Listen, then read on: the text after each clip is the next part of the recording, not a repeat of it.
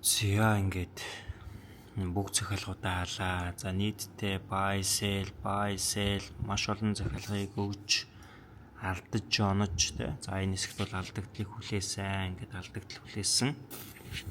За энэ хэсэгт бол одоо буцаагаад ашиг хийсэн. За ингээд нийтдээ daily-гийн хуулгын тавиад үзвэл нийт хийсэн ашиг маань Монгол мөнгөнд 35 саятай төгс хэмжээний ашгийг хийжээ.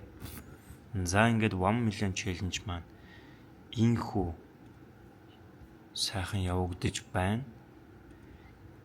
За би та бүхэндээ нийт хуулгын тавьж үзүүлвэл за одоо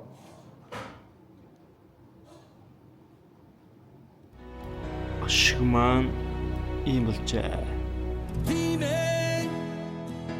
Чиний зуны сутан биш ээ. Challenge.